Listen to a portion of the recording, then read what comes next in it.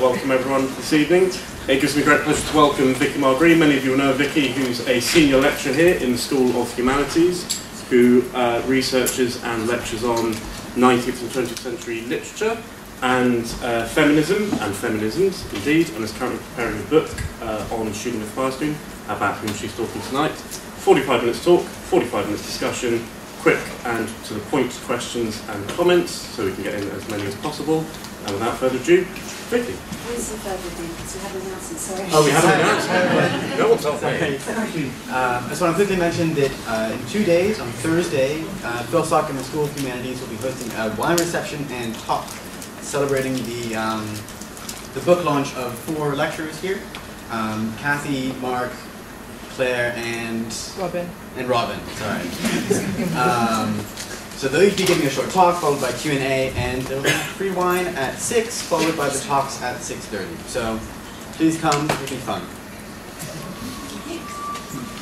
Okay, hello then. Thank you, everybody, and thank you as well to Kathy for inviting me to speak on this. So I wanted to begin with a few words on the origins of this project.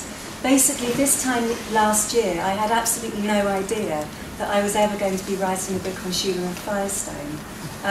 Firestone is, however, somebody whose work I have taught for 10 years now here at the University of Brighton on the Humanities Programme on the Self and Society option path on the third year course entitled Feminisms.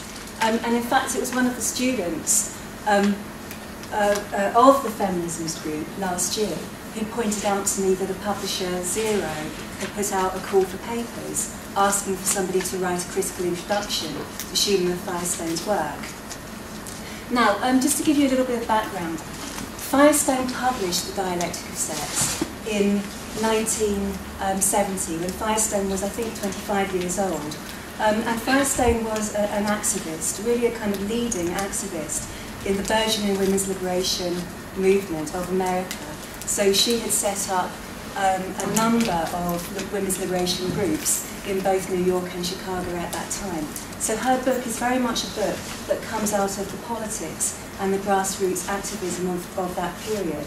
Now, it was one of the most influential feminist texts to come out in that early 1970s period, but it's also arguably one of the most controversial. So The Dialectic of Sex has actually been referred to by Anne Snitto as what she calls one of the demon texts of second wave feminism. Now, what Snitto means by that is that the dialectic is one of the most constantly apologised for texts as being supposedly representative of the worst excesses and failings of second wave feminism. Therefore, when I heard about the call for proposals, I thought I would absolutely love to write a book on it. What could be more fun, really, than to write a book about a book that's known as being the mad one about artificial wombs. Now, before I continue, I want to say just one more thing about kind of the origins of this project, and that it has very much come out of teaching. So something that's been very clear to me as I've been kind of like wrestling with Firestone's text and want to write about it, is how much my own thinking about it has been formed through those 10 years of teaching, and how much my own ability to think it through is indebted actually to the conversations that I've had with students, and to the questions, the criticisms, objections, the links that students themselves have made between Firestone's arguments and some of the other arguments within feminist debates that we've been looking at. Now, the reason I'm stressing that is because I fear that higher education is entering into a period where we're witnessing an attempt to divorce research from teaching, to say that there will be teaching institutions and there will be research institutions. And I just want to say that in my view, research and teaching absolutely go hand in hand. They are mutually informing and reciprocally beneficial. Okay, well look, to focus then on the text itself,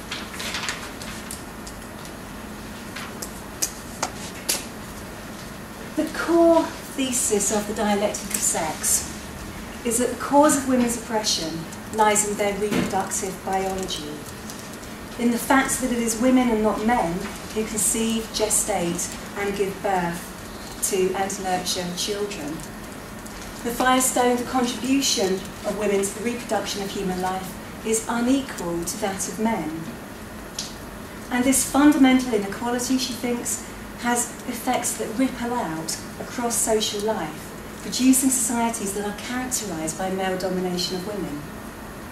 Now for Firestone, since the cause of women's oppression is biological, the solution must be to transform biology through technology. She therefore urges the development and distribution of technologies that will enable women to gain full control over reproduction and over their reproductive capacities. So she means contraception, abortion, artificial insemination, but also, yes, eventually artificial wombs that would remove the process of creating new life from women's bodies entirely.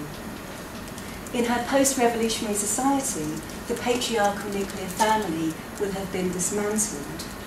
Children will be raised instead by small groups of adults, not necessarily of any biological connection, in fact ideally not of any biological connection, who will contract to come together to form a temporary unit with the sole purpose of raising children.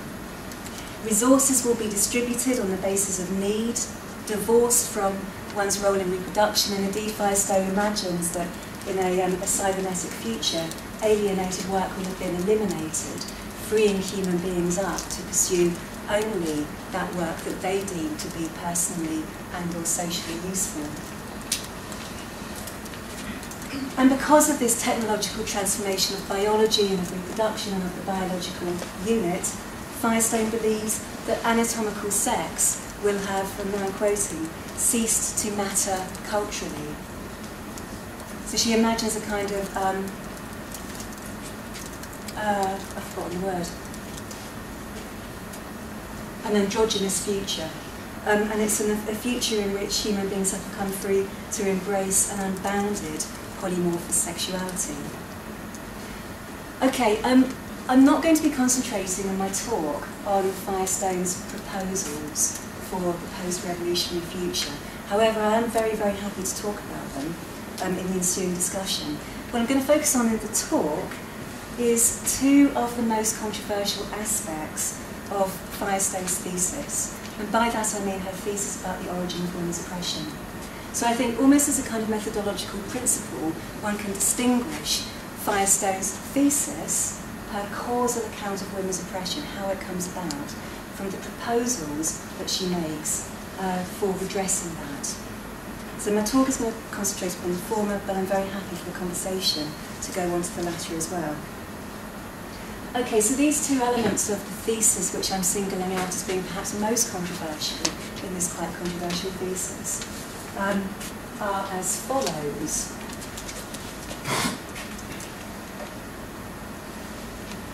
So first of all, her attribution to biology of a causal role in women's oppression, for which Firestone has been charged with biological determinism. Secondly, her negative characterisation of women's reproductive biology and her call for this biology to be transformed through technology, for which she's been charged with both abjecting the pregnant body, and I'll be talking about that, and also with technological determinism. Now I realised as I was drafting this, I wasn't going to have time to talk about technological determinism. Once again, maybe that's something we can pick up in the discussion. So my aim for this talk is to provide, first of all, an exposition of what it is that Firestone is arguing, and also I'm going to attempt to explain why she's arguing as she does. I'm going to talk about the potential problems with it, which I'm noting very briefly there, so I'll be unpacking some of this.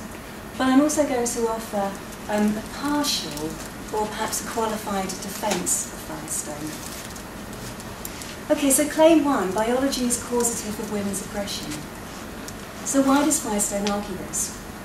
Well, one reason is her starting point, which is the claim, and this is to go on to become quite a typical claim of radical feminism in this period, that women's oppression is transcultural and transhistorical. So in other words, there isn't, as Friedrich Engels thought, an historical origin of women's oppression. Women's oppression can be thought to have existed throughout all time. This is Firestone's claim. Now, Firestone's not being entirely dehistoricizing here, which would be the immediate worry about this. She is not claiming that all societies have been patriarchal in exactly the same kind of way, but she is claiming that, albeit in each time concrete and specific and different ways, all known societies have been dominated by men in the interests of men as a class. Firestone is very keen to talk about something she calls sex class. So men and women are the first classes. Sexism is the first class oppression in Firestone's analysis. She argues that if it were the case that male domination was simply a social construct, if it were caused, for example, by legal, economic, or cultural arrangements alone, then since legal, economic, and cultural arrangements are different in different societies, one would not expect female oppression to be a feature of all of them. That it is, however, a feature of all of them, Firestone argues, shows that the origins of the problem must lie in something deeper. And for her, the obvious candidate for that is nature itself, or more specifically, nature in the form it takes in human biology, and more specifically still, human reproductive biology. So Firestone understands herself to be offering a materialist analysis. Indeed, very early on in the dialectic, she launches a critique of Marxism for not being materialist enough.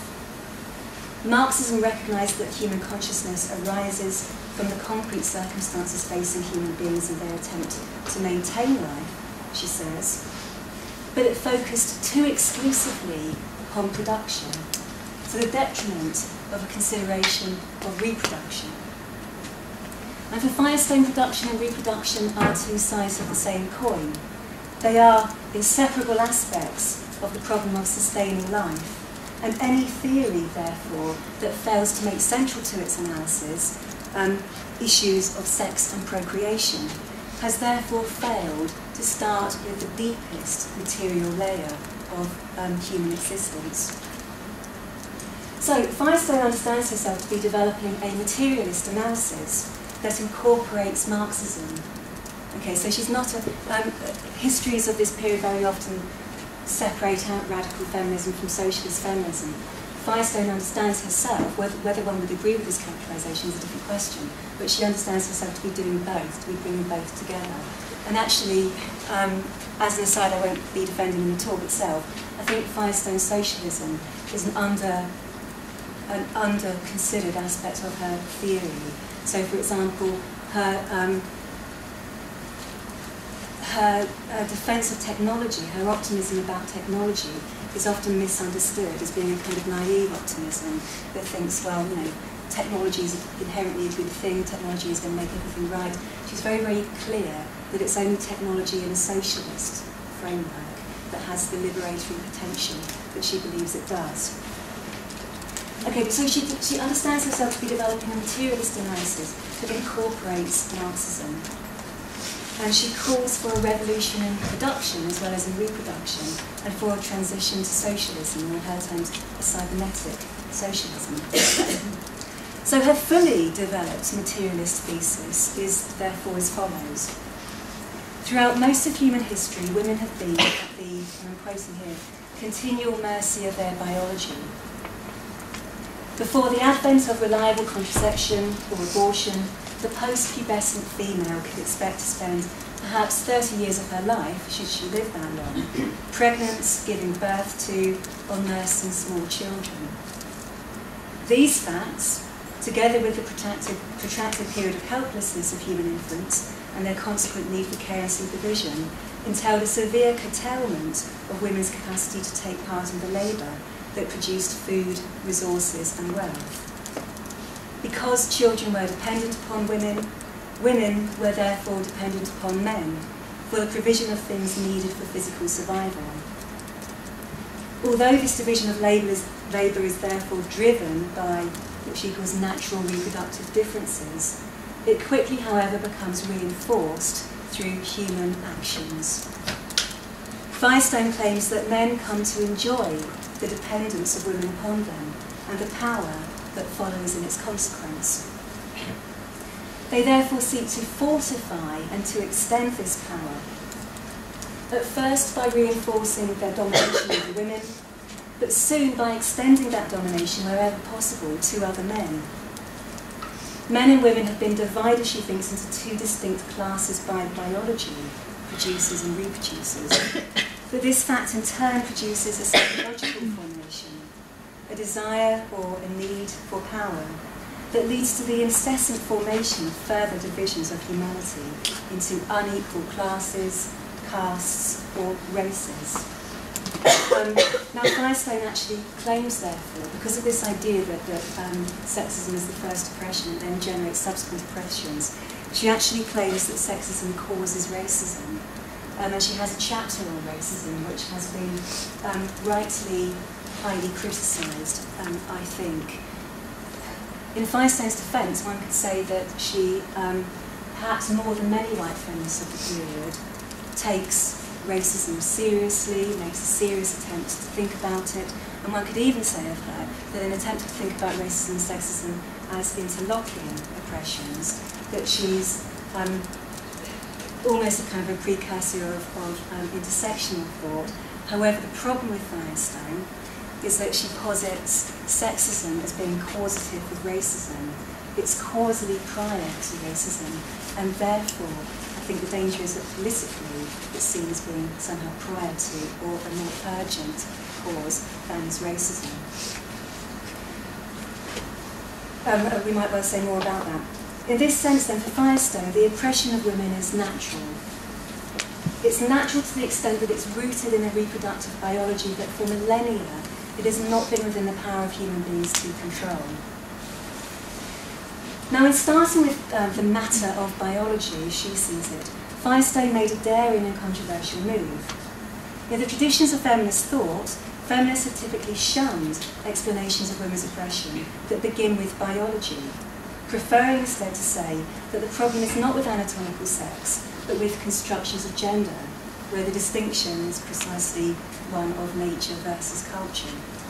Or perhaps instead, or as well, to say that the origins of women's oppression lie with economics, specifically, perhaps with private property, as does Engels. So, thus it is that Firestone has been characterised as a biological determinist and criticised for this.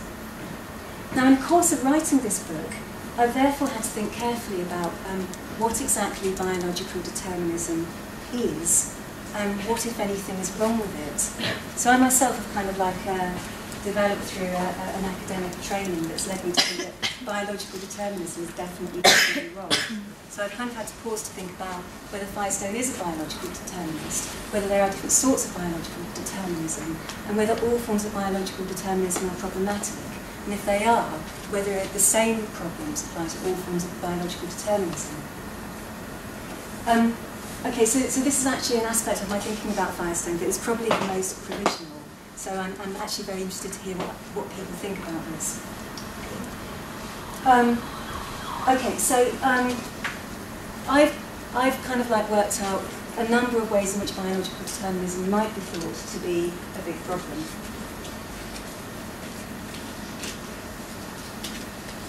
So this is one sort of claim that one encounters, but to claim that something is biologically determined is to claim that it cannot be changed. Another one is to say that biological determinism about anatomical sex is essentializing. In other words, that it involves making reductive, simplistic, and hugely overgeneralizing claims about what men and women are psychologically like, and about how they are different from each other.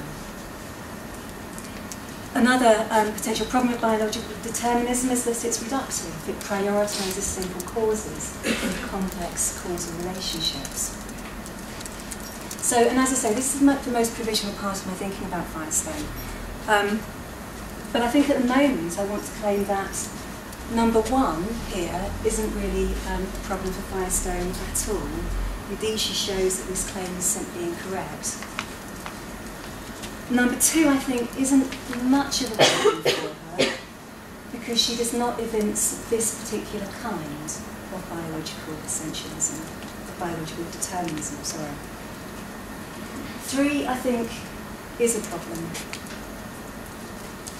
Okay, so I'm going to talk through these now, but predominantly the first one. So for many feminists, to conceive that women's oppression could be natural in origin or biologically determined would be to give up the fight as lost. The reasons for this are probably fairly obvious. Defences of male domination are almost always couched in terms of what is natural. So for countless male philosophers of the Western tradition, women were naturally less capable than men of the kind of abstract rational thought required for participation both in philosophy and in political decision-making, and therefore could be justly excluded from the political body. Anti-feminists in the 19th century opposed the extension of suffrage to women on similar grounds, and argued that women's natures suited them to the domestic and not to the public sphere.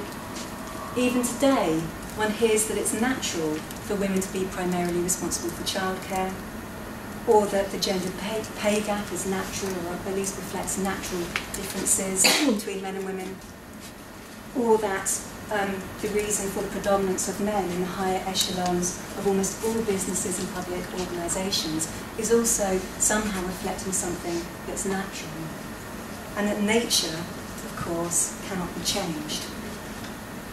So to allow natural biological differences to be the frame for thinking about the oppression of women would therefore seem to be conceding the terms of the enemy. But to understand what Firestone is doing, I think, one must make a distinction between explanation and justification. Firestone holds that women's oppression is in some sense explained by natural conditions or differences. But she demonstrates that these natural conditions in no sense justify that oppression. They in no sense show that it is right or desirable, or indeed, she thinks, even that it is inevitable. And she does this by showing that to point to something as being natural is to say nothing whatsoever about its normative value. The natural, she asserts, is in no sense a human value. She goes on to quote Simone de Beauvoir, who says, human society is an antithesis. In a sense, it is against nature. It does not passively submit to the presence of nature, but rather takes over the control of nature on its own behalf. So what Beauvoir and Firestone are both saying is that if nature, in scare quotes, is taken to mean something like the physical environment as it exists without human intervention, then it's very clear that human beings do not, for the most part, consider nature to be an intrinsic good. It may be natural to die of exposure in a thunderstorm, or when one suffers severe blood loss from an injury, or when the cells of the body divide in cancer, but we don't consider these things to be good, nor do we consider them to be unchangeable. Instead, we set about building shelters, making bandages and performing blood transfusions, and manipulating chemicals and radiation. Nothing, it seems, is less human than to let nature take its course. Now, there's no reference to John Stuart Mill in the Dialectic of Sex, but I think Firestone's analysis is actually very close to Mill's analysis of nature in his essay on nature. Okay, so Firestone's response to the litany of claims that oppression is natural could be characterised as something like this. Yes, it is, so let's change nature. Her recognition that the natural is without intrinsic value underpins the arguments of the Dialectic of Sex and explains her affirmation of the liberatory potential of technology. Now, I think her understanding of technology is something like this. Technology is the process of intervening into nature or into natural patterns in the name of human values and goals. For Firestone, what is natural is not necessarily good, and nor is it immutable. Okay, so although for Firestone, in one important sense, women's oppression is natural, it's also not simply natural.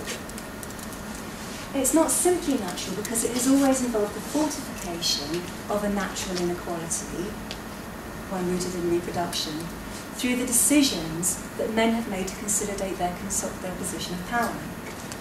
Indeed, more importantly still, I think that one can read Firestone as arguing that since technological development has now reached a stage where it's possible to intervene into and to change human reproduction, that even the contribution to women's oppression made by those biological facts can no longer be characterised as natural. So this is really me sort of slightly rewriting or interpreting Feierstein, but see what you think of it. So the argument would perhaps be clearer to demonstrate by analogy. So for as long as human beings lack the technological knowledge and or the resources to prevent, for example, a flood, then the destruction of a village by flooding could be described correctly as a natural disaster.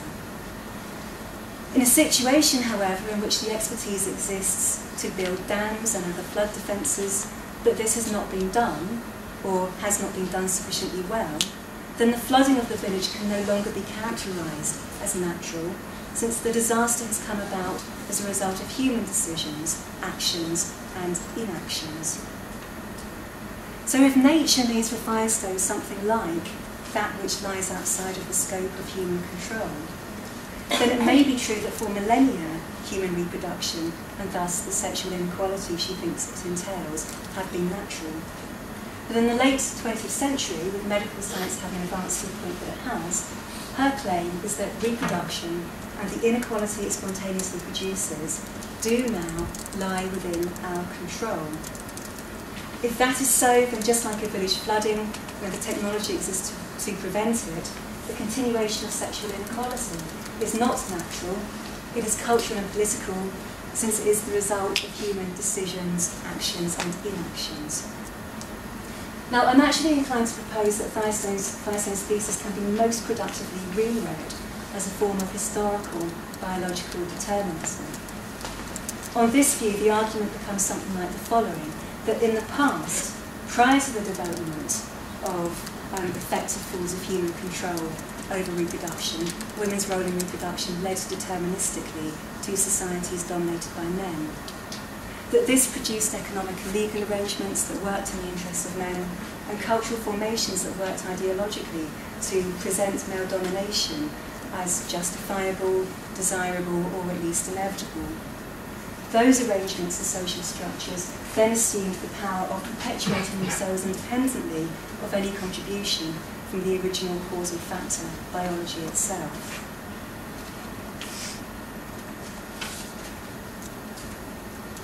Okay, so coming on very briefly to the second problem.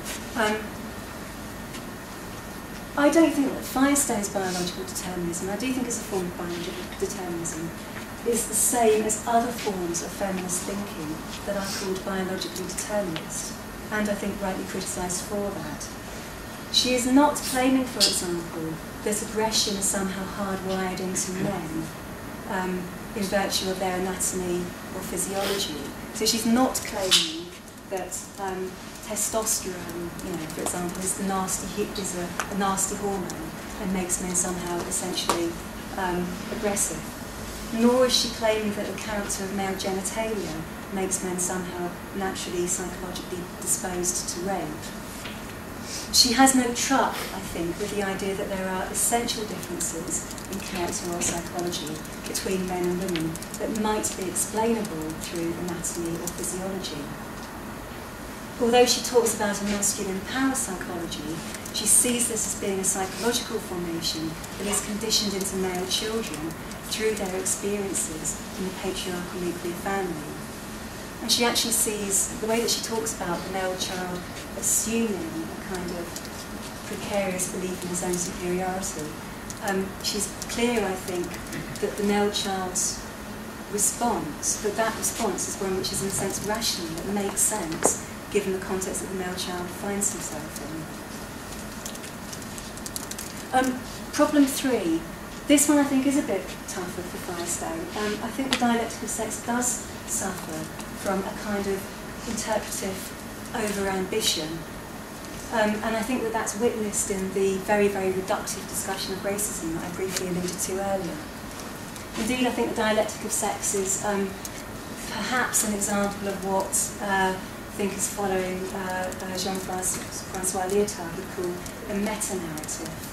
It's a meta-narrative in which reproductive inequality becomes explanatory of everything, really. and it leads to this claim about racism being sexism extended, and it leads to this hugely reductive analysis of racism that doesn't mention transatlantic slavery, for example, at all in its discussion of US race relations, but instead sees these as an example of a kind of Oedipal drama writ large at the level of society or even human culture. Okay, that's Andrea.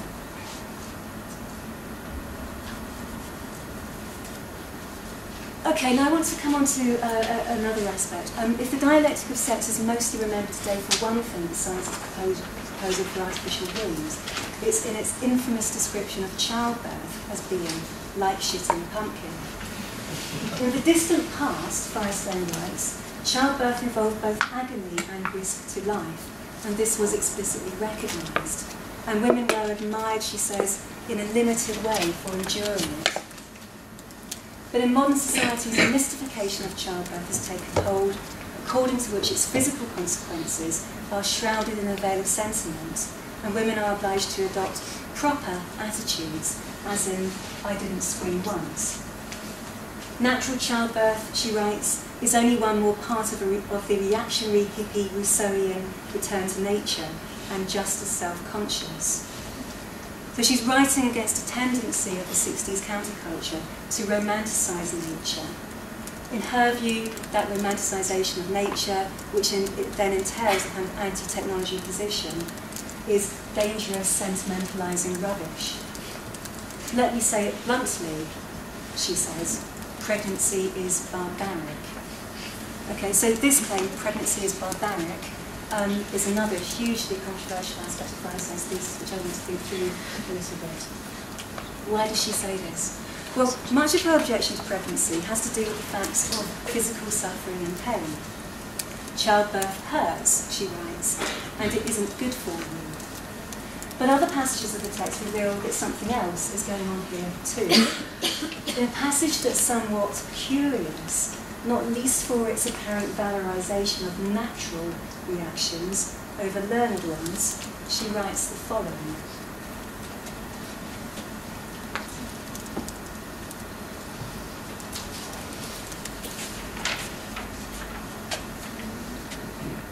The child's first response, what's wrong with that fat lady?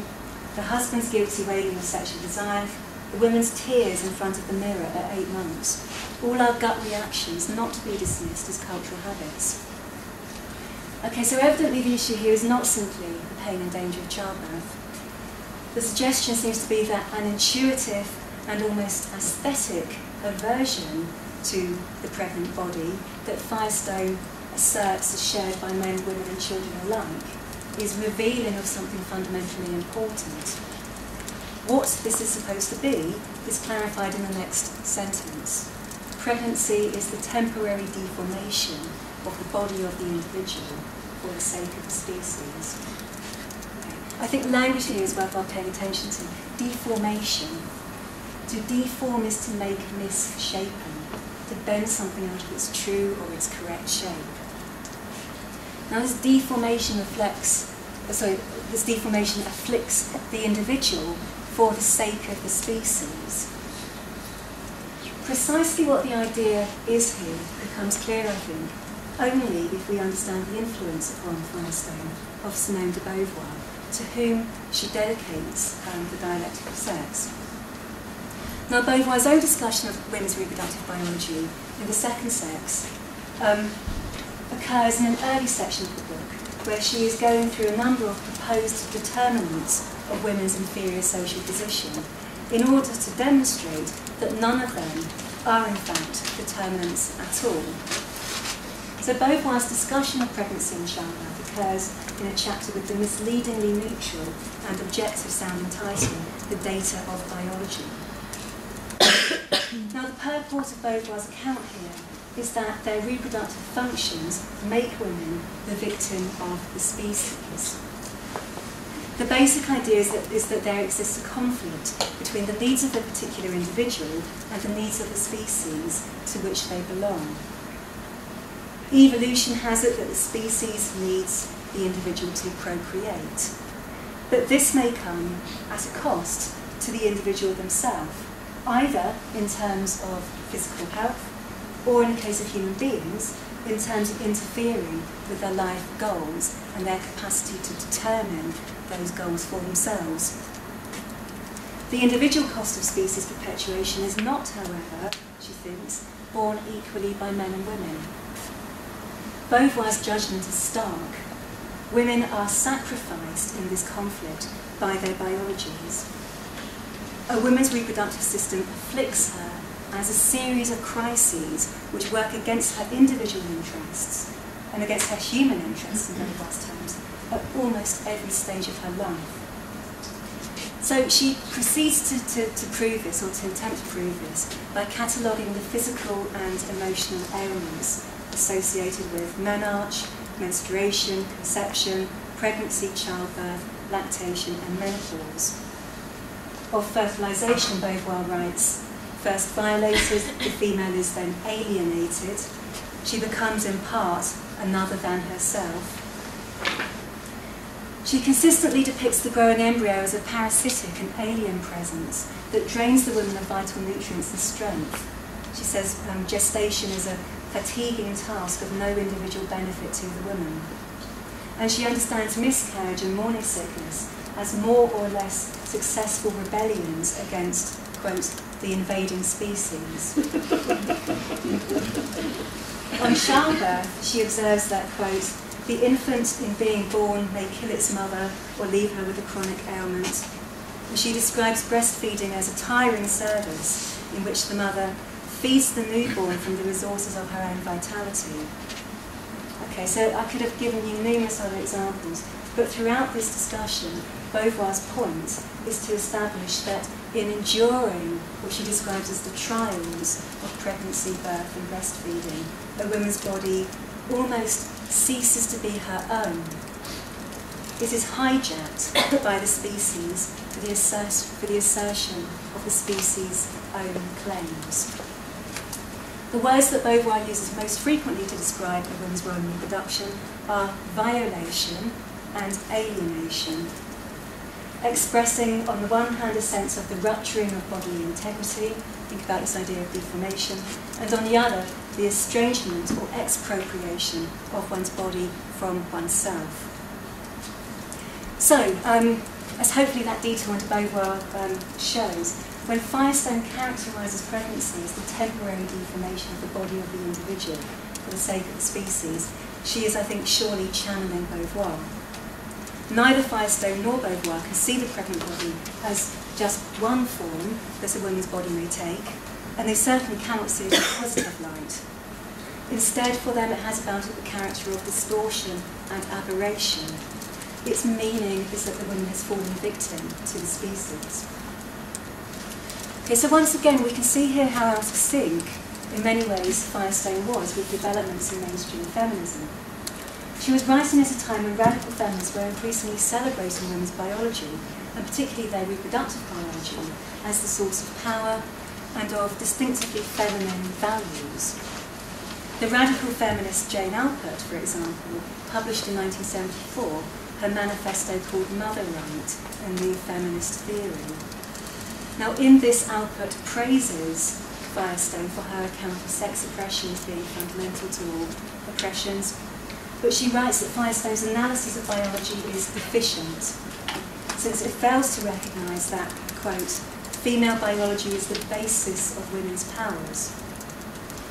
For Alpert, the capacity to bear children, the very consciousness, indeed, that one's body is capable of creating new life, even for a woman who never actually becomes a biological mother, is the source of distinctively female psychological qualities such as, quote, empathy, intuitiveness, adaptability, protective feelings towards others, and the capacity to respond emotionally as well as rationally. Now, for me, that is the kind of biological determinism that I think Firestone does not evince, and that she quite rightly has no sympathy for. As the 1970s turned into the 1980s, cultural feminism emerged out of American radical feminism, and many of these theorists also sought to identify women's childbearing capacities as a source of distinctively feminine values that were to be celebrated. So some cultural feminists made the claim that, for example, women's biology is naturally inclined into pacifism or to environmentalism, because they were more in tune with the cycles of nature, or meant that they were fundamentally more in tune with the mutual codependence of human beings. In the meantime, in France, feminists such as the new French feminists, particularly Hélène Cixous, argued that Western patriarchal culture had for over 3,000 years systematically denigrated femininity. And Cixous called for women to rescue their bodies from the constructive associations with negativity and death that the patriarchal tradition gave them. And she called for women to give their bodies new significations through a practice of writing, that she called writing the body, or écriture féminine. Now, the positions that I've just alluded to are actually complex and varied, and they certainly don't all share the kind of biological determinism that I'm objecting to in Output.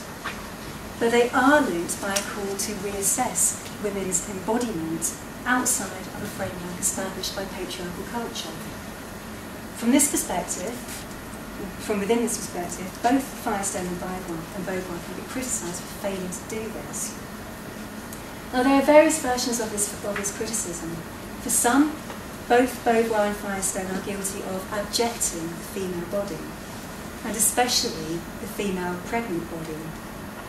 The meaning of this charge is that both thinkers construct the female body as an object of fear and repulsion, and in so doing are in fact viewing it through the distorting lens of a patriarchal culture which can see women's differences from men only in negative terms, as deviation or pathology. On this view, Firestone's desire to transform female biology through technological intervention is a symptom of her unwitting identification with patriarchal values and forms of seeing. Elizabeth Spellman sees Firestone's text as evincing what she calls somatophobia, or fear of or disdain for the body. For Spellman, somatophobia is a key element of the way that oppressive discourses, such as misogyny and racism, operate, where the supposed physical differences of the so-called other are singled out for particular disdain or repudiation. Faced with a long history of patriarchal thinking that negatively associates women with their bodies, feminists have a number of ways to respond, thinks Spellman. One way is to demand for women's embodiment to be rethought and resignified outside of the incessantly negative terms of patriarchal ideology. And this, I think, is what one could say that cultural feminists or new French feminists are trying to do. But for Spellman, both Firestone and Beauvoir take a different route, and it is a deeply dangerous one. It is to view, I quote Spellman here, embodiment as liability, and to seek, therefore, to break the identification of women with their bodies. The problem, Spellman thinks, is that while this sets itself in opposition to the patriarchal devaluing of women, it nonetheless accepts it nonetheless accepts that tradition's devaluing of the body itself. Beauvoir and Firestone are examples of feminists for Spellman who, quote, think and write as if we are not embodied, or as if we would be better off if we were not embodied. And in assuming and endorsing that somatophobia, she argues, they failed to challenge a key element of not just misogyny, but also other overlapping oppressions, including racism. She says, flesh-loathing is part of the well-entrenched beliefs, habits and practices epitomised in the treatment of pregnancy as a disease. But we do not need to experience our flesh, our body, as loathsome. Okay, now I want to make two main points about this issue of whether Firestone is objecting the female body, whether she's guilty of somatophobia. First of all, I think that the question of whether she's right in her characterisation, or at least justified in her characterisation of pregnancy and childbirth as barbaric, is logically distinct from the question of whether her causal explanation of women's oppression is correct. This is partly because Firestone's causal account works, if it does work, at a different scale from that of personal experience. The causal account makes a claim about the function of reproduction at the level of the group or species, where the characterisation of pregnancy makes one about the meaning or value of that experience for an individual. It is entirely possible for it to be true that at the level of the human species, women's role in reproduction has been crucial in establishing societies based upon male domination. And that at the level of the individual, particular women have experienced their pregnancies in different ways. For some, perhaps, as indeed a barbaric, alienating experience, while for others, perhaps, as creative, fulfilling, empowering, or something else. And Firestone's analysis does not require, at least I don't think, that every single woman is made dependent through pregnancy and childbirth, or that every single man responds to any female dependency that does result from that, with a desire to reinforce domination. It requires only that in the past, this has been true of sufficient numbers of men and women to mean that enduring social structures have developed that bind women to the home and drastically restrict their participation in larger society. So my second point is to do this question of whether Firestone is wrong somehow to characterise pregnancy as barbaric. Is she viewing the experience through a patriarchal lens? Is she guilty of objecting the female body or somatophobia? Well, I'm not sure that there are simple answers to this, actually, but I'm also not convinced by the case against her. On the one hand, it's certainly true that she sees women's embodiment as a problem, or at least as the origins of the problem. But on the other, I think she may actually be less vulnerable to the charge of somatophobia than, for example, is Beauvoir. And I don't think Spelman recognises that. So Beauvoir's negative characterisation of female embodiment extends to pretty much all aspects of a woman's physical being, including muscular strength and lung size. Firestone's comments, however, are entirely restricted to the processes involved in pregnancy and childbirth. Now, her characterisation of the pregnant body as deformed is surely highly contestable, and the place where the charge of somatophobia has its greatest purchase. But much of her objection to pregnancy and childbirth has to do with the suffering and possible incapacity that it causes to women. And it's surely undeniable that these processes do involve discomfort and pain and risk to health. Death in childbirth remains a significant risk in many parts of the world, and even with the healthcare provision of technologically advanced and wealthy Western societies, it is not zero. Firestone reminds us that the suffering and these risks are only the outcomes of a contingent natural process. It has not been ordained according to some providential wisdom that women should so suffer for their contribution to reproducing the species. It is not a good thing. Okay, so to conclude, for me, Firestone's work opens up an important discursive space. It's a space that allows maternity to be discussed in ways that are perhaps not normally encouraged or even really permitted. By maternity, I mean here both the physical processes of pregnancy, childbirth, breastfeeding, and the wider experience of motherhood, in which still many women report feeling isolated and alienated from their previous lives and identities. In 1970, Firestone saw herself as writing against a sentimentalising mystification of maternity that presented motherhood as solely a good thing, as the biological destiny and ultimate fulfilment of a woman. That ideological mystification is still, I think, with us today to a great extent. It manifests in the enormous social pressure to become a mother and the still prevalent idea of a woman as somehow defective, which she is not one. Think, for example, of Andrea Leadsom's comments about being a better candidate for Prime Minister than Theresa May, because having children, quote, gave her a real stake in the future, because obviously if you don't have kids then you don't care. Among other things, Firestone is calling for an end to this chauvinism of the nuclear family. And she's calling for a valoration of other non-familial, non-parental ways of living. And she's calling for that for men, actually, just as much as she is for women. But this ideological mystification also manifests, I think, in the way that pregnancy and childbirth are discussed, in what things are sayable and what things are not. In the UK and the US, the medical profession seems strongly to favour vaginal over C-section birth, and some critics argue that there is coercion of women into the former. A natural childbirth ideology puts women in competition with one another to endure labour without pain relief. The women who would like to inquire into technological interventions, C-section, pain relief, etc., often rightly fears being labelled trivial, vain, not brave enough, phobic, career-obsessed, privileged, too posh to push, unfeminine and unmaternal. Firestone, I think, punctures the veils of sentimentalising, sanitising representations of maternity to give utterance to something else, something more ambivalent. Her unfashionably negative discussion of pregnancy and childbirth at least reminds us that natural does not equal good, that technological does not equal bad, and that the implications of this are that the threats to women's health and well-being entailed by replenishing the species should not be complacently accepted, but instead call for urgent consideration and action. So I think one benefit of Firestone's work, or returning to Firestone's work, is to put issues of reproduction squarely back on the feminist agenda. One may find her causal account of women's oppression plausible or not.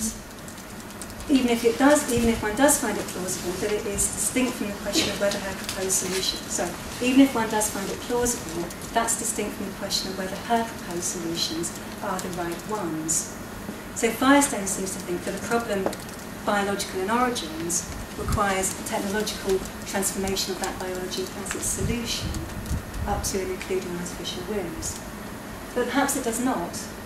Perhaps it requires instead social and economic forms of redress, shared parental leave, affordable state-subsidised or even free childcare, etc. But Firestone's work has the enormous value of calling for a consideration of what contribution to women's inequality is still being made by their role in reproduction, and what can be done about it. Okay, so finally, while Firestone is famous, or indeed infamous, for having called for artificial wombs, in calling for women to seize control over reproduction through technology, she also had in mind contraception and abortion. These are not widely available to women in many parts of the world. And indeed, even in places where they are only partially or precariously so. The US has just elected a president who has said that women should be punished for having abortions. Many fear that with a Trump presidency, Roe versus Wade is under threat. Trump has declared his intention to defund Planned Parenthood, the organisation that provides birth control advice and contraception to 3 million US women in the absence of state provision. We also see in the United States a creeping criminalisation of pregnant women, and one which is especially targeted against low-income and black women. So some of you may be familiar with the recent case of Purvi Patel. We can perhaps talk about that. So Firestone's call for an urgent examination of reproduction is called for today, I think, just as much as ever. Thank you.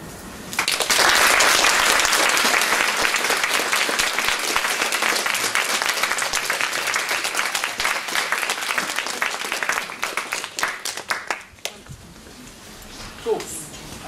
Questions, comments, we'll take them one at a time.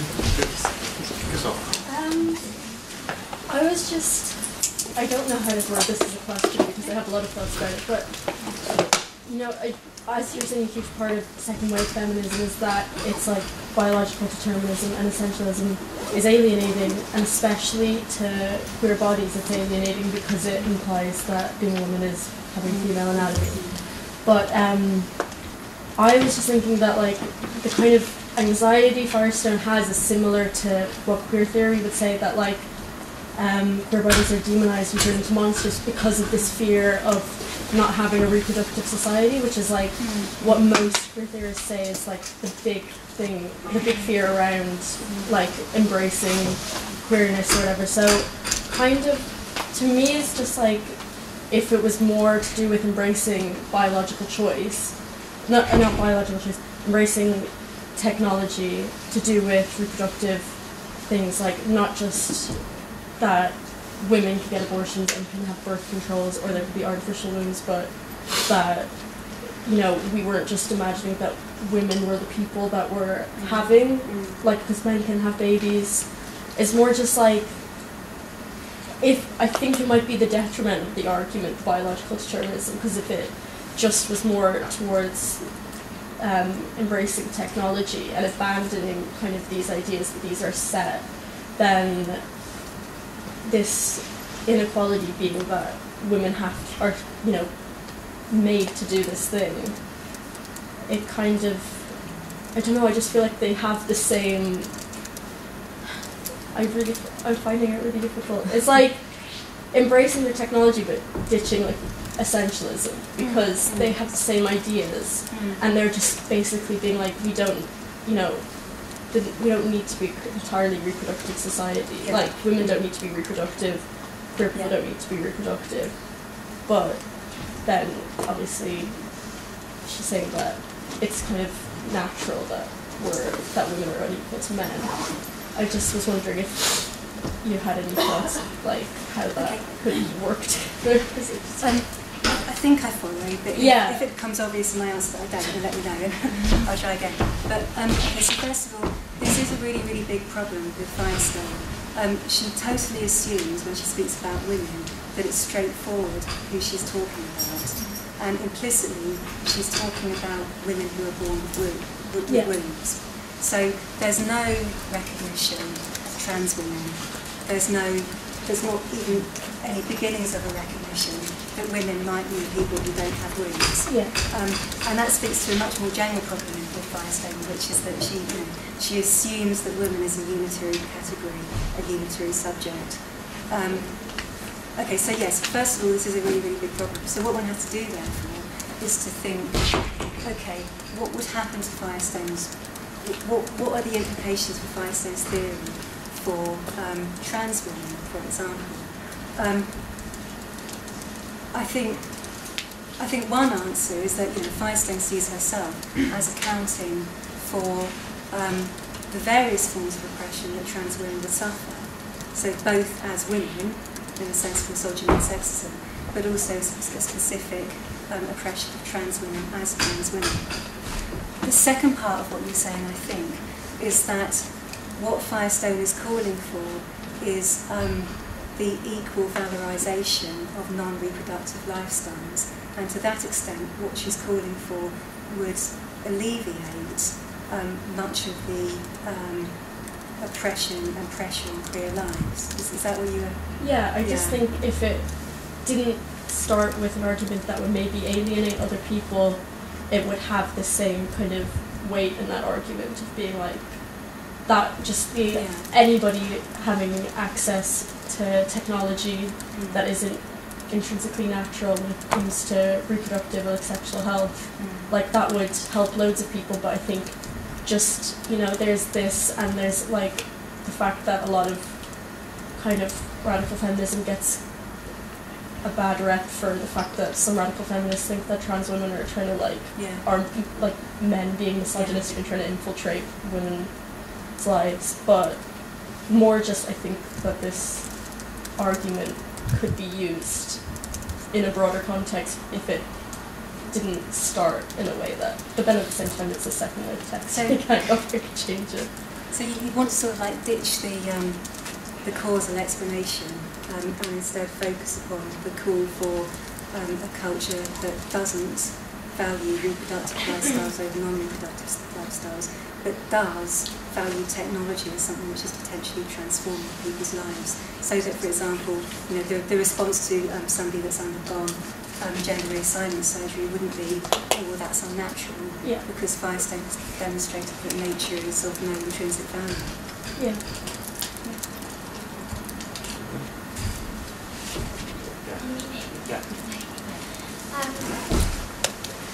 The part of Firestone's thesis that I can't understand and that I hope you might be able to illuminate.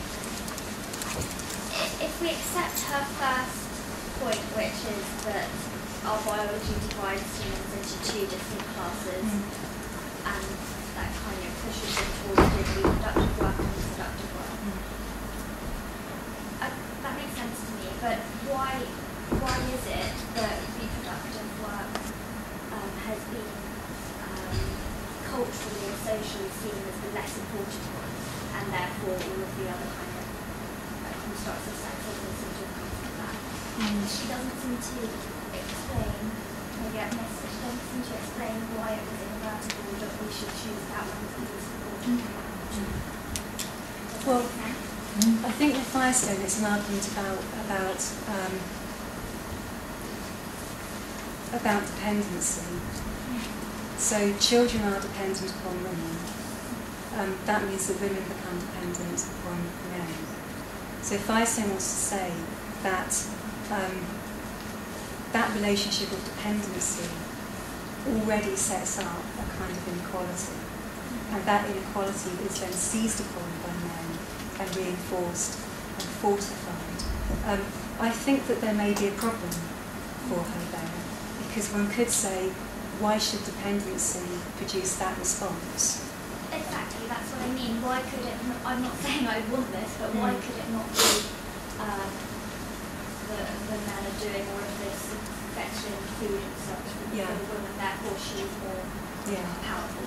So why could there not be a reciprocal recognition of dependency? So men recognise that they are supplying women with resources through production, but they also recognise that women are doing something incredibly vital for them in providing children and providing child care.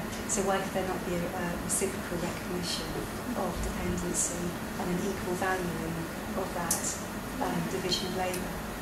That's why for me it doesn't entirely make sense that the mutual sexism would be our domination, because that link is. Well, you may be right there, and that's something that I'm wrestling with a little bit as well.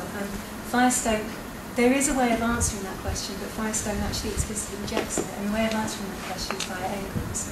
So Engels, in The Origins of the Family, tells a story according to which there is an historical origin of women's oppression, and that origin comes about basically when the human ability to work with nature gets to a point where there is the production of surplus goods. Because at that point, when it's not the case that things are being immediately consumed or used, you have property to be passed down. And that means that production, for instance, gets prioritised over reproduction. At the same time, that precisely what's happened to mean that human beings can produce surplus goods is that they've got involved in heavy agriculture, which men are much better suited to than particularly pregnant women or women who might have with them small children. So there's almost a kind of double whammy for women in these things, which is both that women become less able to be involved in the same terms in production that men can, but also because of the production of surplus goods and therefore property and questions of inheritance, production starts being valued above reproduction. Firestone rejects that. She rejects it because for her, Engels wrongly thinks that there is therefore a kind of a prehistory where, although there is division of labour, there is not exploitation, there is not class oppression, because both of those activities are being valued equally. As I say, her attempt to answer this is along the lines of saying dependency automatically generates this kind of psychological formation. I'm worried by that, because I think that what she might be doing is surreptitiously importing into a supposedly materialist analysis something like a kind of a priori principle of psychology that says something like, given an experience of having someone be dependent upon you, you will want to have more of that. I'm sorry, I've got an expanding list of questions, so I'm going to have to go on that. Hi, it was really refreshing to hear your argument in a day of pro-life.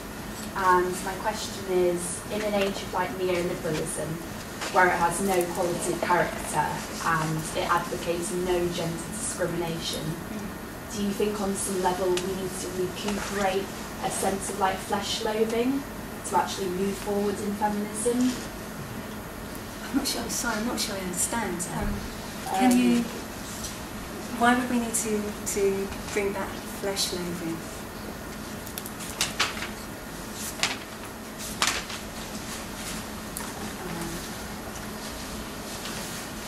Just in the sense that Come back to me, it's okay. Okay, I'm sorry, it might be me. Yeah.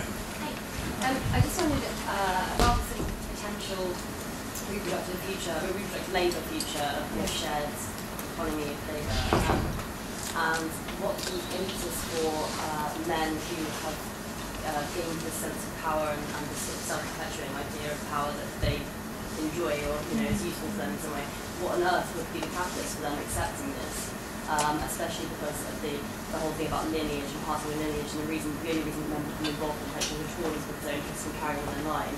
So if you said you're taking that away from, I'm not saying that's true by the way, taking that away from men and saying you have to raise this child, it is not yours, you have to engage in labour that you have there's been no reason for you to, and there's no family line in for you, then what on earth should we do or would be done to make that a proposal? Okay, so imagine that artificial wombs came about tomorrow or next week or something. Well, I mean, one thing is that she thinks that men are damaged through this. So she's very, very clear that men obtain benefits from patriarchy, but they're also harmed. So children grow up in a nuclear family that for her is a highly damaging structure and inflicts all sorts of harms upon male children as well as female children. And in some senses, I think she understands the boy's assumption of conventional masculinity as a kind of protection against those harms that the biological family inflicts. So that would be one part of her answer, I suppose, that as one sees progressive, and it wouldn't happen overnight, but as one sees a kind of progressive dismantling of power psychology, of traditional notions of masculinity, that men would see that actually they too stand to be liberated from it. I mean, in that, that's a fairly widespread radical feminist claim, and in fact, I think quite widespread among socialist feminism as well. I suppose another answer would be, well, many men do want to be involved in raising children. That's already the case, and not necessarily. I think even Firestone would say this. Not necessarily for these kind of patriarchal reasons of wanting to ensure the continuation of your name, the continuation of your line. So I don't know. Does that feels like maybe not a full answer? But sort of. I mean, I guess the question I'm asking is something that's constantly being asked every day, which is, how do you get to the point of illuminating that, is the destruction of patriarchy is a useful thing which helps everybody. But I don't expect you to answer that. Well, I mean, another important aspect of this is this idea of polymorphous sexuality. So she thinks that homosexuality and heterosexuality are both artificial. She thinks that they're both kind of like corrupted and distorted forms of human sexuality, and that both men and women, therefore, gay people and straight people, and even bisexual people, because by polymorphous sexuality she doesn't even mean bisexual, that everybody stands to benefit, everybody stands to see that there is something to gain by an opening up of human sexuality. And also she's got this argument about how one of the things that sexual domination does is make us make a rigorous distinction between sexual feelings and non-sexual feelings. And she thinks that that's intensely problematic. So once again, I suppose, in the sense of for men, as that rigorous distinction starts to break down, is that men start to see the possibility of a variety of forms of human interaction and affection.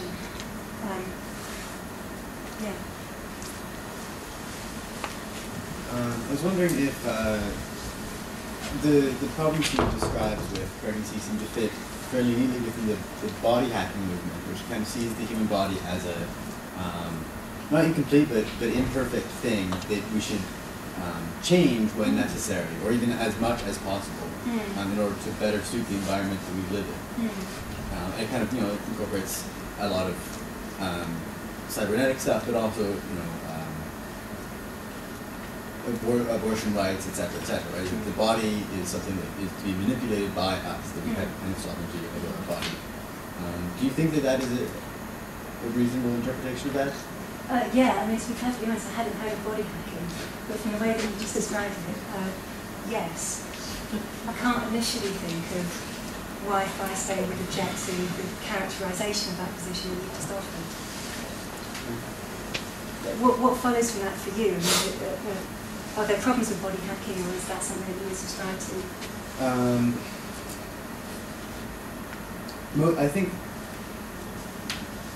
I think it is something I subscribe to. I think it's maybe a bit preemptive. Like, we don't really understand the human body all that well. But especially, I think, like, psychologically or neurologically, there's a lot of improvements to be made in the human body.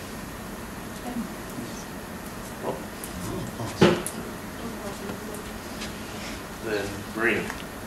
I was wondering, were there ultrasounds yet when she wrote this? I don't know. Because I was wondering why she was so positive about technology. I mean, now you have Republicans who are like, no, you're forced, you have to go see the ultrasound. So I mean, I don't understand why she was so optimistic about technology. Well, I'm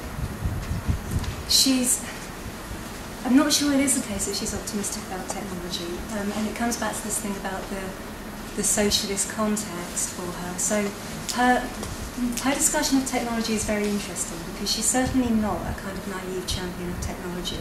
I mean, first of all, the atomic bomb, the threat of nuclear disaster. Secondly, the way that the United States used both contraception and abortion as a form of population control for its own black population, and also overseas, with so-called third world countries. Also, sterilisation campaigns and forced sterilisation of lower income and again, very often non-white women. So Firestone is aware of these things. For her, those are instances of the misuse of technology. Now, I think that she wants to say that technology is almost intrinsically good or intrinsically liberatory, because she uses a rhetoric that says things like, so those misuses of technology are an example of technology being diverted from its true goal. So for her, I think, she wants to say that something like that because technology gives us choice, because technology gives us the ability to intervene into natural patterns, there's therefore something inherently liberatory about it. Mm-hmm. So therefore, technology ought really intrinsically to be on the side of political emancipation. I don't think that's an argument that probably works, but I think an argument that does work, and that is all the argument that she needs, is that technology can be used for emancipatory purposes, even if it can be used just as much for oppressive purposes. Does that answer? Or yeah, sorry. I thought from what you were saying, I thought she was just really positive about it, but no, she's kind of explained. She's not at all, and I think she's often misread as being, simply naively uncritical of technology. Yeah. Nor is she saying, this thing about technological determinism, which isn't on there. This thing about technological determinism. Nor is she kind of saying, well, it's okay, everyone, just leave it to technology, because the direction that technology is moving in is one which will inevitably liberate us. She's not saying that. Okay. She's saying human beings need to seize technology, and in fact, women need to seize technology. Yeah. So yeah. I think one possible problem with Firestone is that you could say, if you're a woman in 1970, you could say, right, thank you. What am I meant to do with this, right? So, go out and build an artificial womb. So there's a slight danger that this is so kind of science fiction-y and utopian that it could be paralysing. What can one actually do? But I think although there's that danger with her work, actually, it's not quite the danger it looks like, because one thing that one can read her as saying is feminism needs to embrace science. Okay? Feminism, we need to call for more women to be involved in science, to undertake scientific education. We need to inquire into how it is and why it is that science is male-dominated and exclusive, even for women who are within science. Hey. I've got some questions that we talked through a long time now about prophecy. And you mentioned the word "war," and she seems to have a very specific understanding of the female body as the property of the woman. As you said, in pregnancy the body ceases to be her own, which gives this idea of personal property. In Firestone, using the quote you've got there, is the temporary deformation of the body of the individual. So there we see this idea of private property. I'm worried that if we are to advocate for technological advancement, that what we see is the temporary deformation of the body of the individual for the sake of the species by experimenting on women in order to come around with results which can free them. So we end up with a moral evil, enacting on the moral evil for the sake of the moral good, which is a very complex moral argument to do. And I think it's rooted in who owns this pregnant body, whether it's public, the species owns it, or the pregnant woman. So, just to make something understand, so your worry is that what she's calling for, this kind of technological interventions or transformation, could lead to women becoming almost kind of the experimental subjects, the guinea pigs. Yeah. It suspends their property in their body themselves completely. Yeah. I think Firestone would say, yes, that's certainly a danger, and that's why it comes back to what I was saying from Rina, and it comes back to it needs to be women themselves who seize control of science and technology, who lays into those figures, who become primarily people, perhaps, who are exploring these new technologies. I think there might be something deeper in the question about property oneself, but I'm not sure I can answer this at the moment. Thanks, Vicky. I'm going to try and make this question. The first talk in the series was by Ariane, and it was about the ethics of reproduction, but in the contemporary juncture. And she was thinking about the spectrum of abortion to infanticide, but also how modern technology enables things like designer babies or surrogate mothers. And so one kind of weird perversion of Firestone is this surrogate mother that seems incredibly I might be wrong, but quite capitalist, right? That serves an individual's interest. It's not a group. It's not a kind of call to arms by radical feminists. It's just like, it might be for health reasons as well. It might be I don't know enough about it. But one tabloid way of reading it is so in other words, the sort of socialist element is really important for feminists, for Firestone. And I'm wondering, therefore, to what extent she saw the feminist struggle as tied to a broader class struggle. And if, so that's the second question, but I'm interested in how you would read that use of technology today, ethically, good or bad? Sign of Well, the first, I'm going to take the second question first. Yes, I think Firestone absolutely does see feminism as being tied to class struggle. I think she sees herself as rewriting and correcting Marxism. So Marxism calls for a revolution in production. She says, yes, absolutely, we need the proletariat to seize control of the means of production. But we also need for women to seize control of the means of reproduction.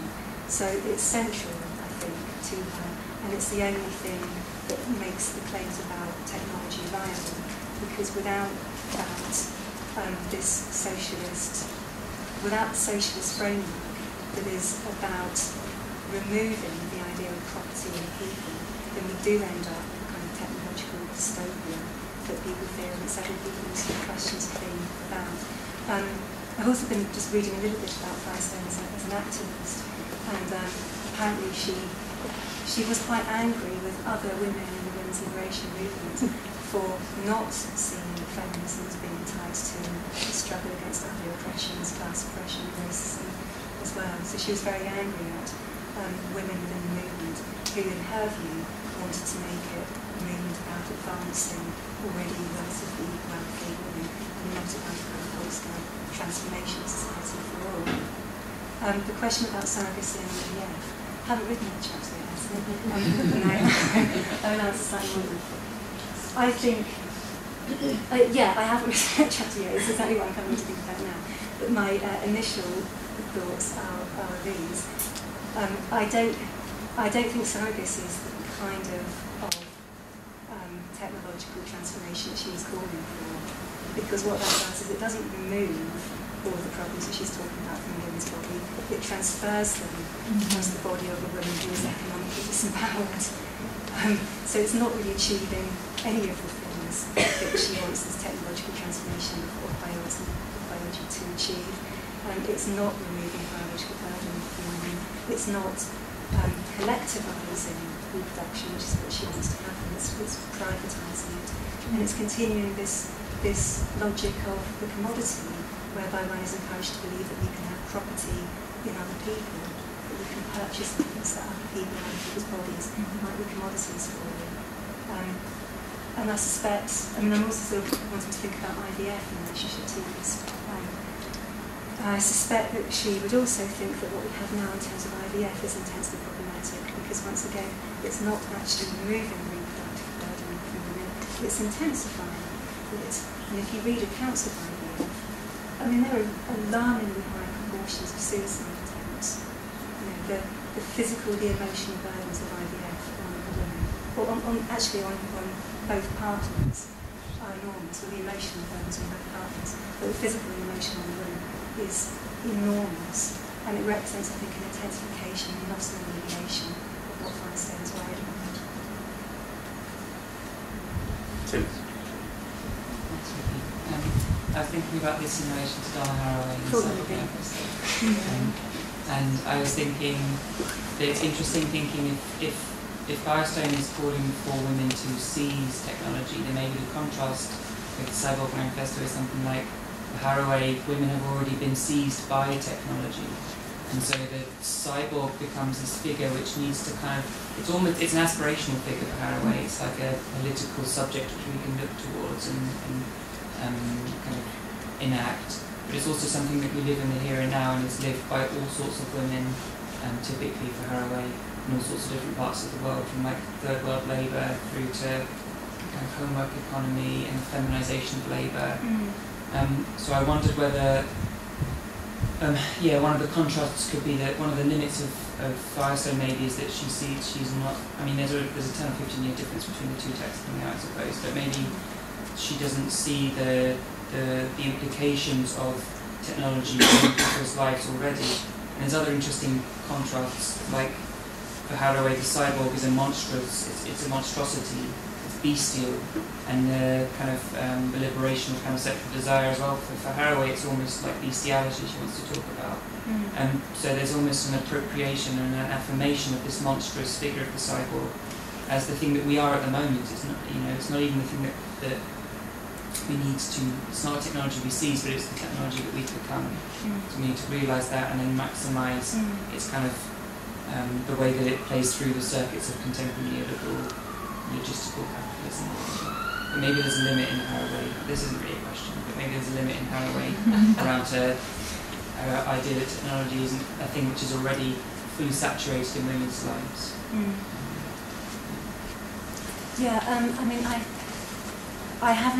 I've read the introduction to Cyborg's Women, I can't remember what it's called. I've read the introduction, which is where she talks about Firestone. To be honest, I'm not really sure that I understand Haraway, partly because I haven't read that far into her, but I'm not totally sure that I understand what she's saying just in the introductory piece that I've read. So if the claim, I know that she criticises Firestone for reducing social relationships to a natural object. So I think that's a version of calling Firestone a biological determinist. And from my reading and from what you've just said, so I think her idea is that Firestone starts out off with this idea of the biological in opposition to the technological, and is calling for a technological involvement in the biological, but she fails to understand that what she calls the biological is already saturated in social relations and is already a technological object. You see, I'm just not sure what the stakes of that are for Firestone, because I sort of could imagine Firestone saying, yes, that's correct. I'm not sure what follows from that.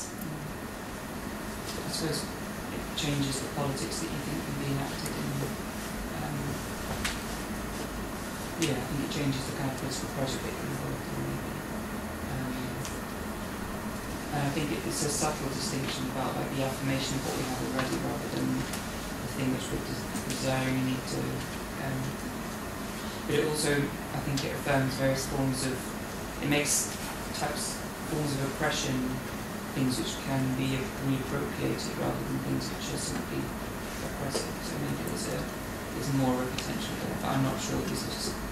I don't know how to very well. I know the Sidewalk Manifesto. I don't necessarily know Sidewalk's. So, yeah, I don't think I can answer that very well, because I don't think I know Haraway well enough at all. I think,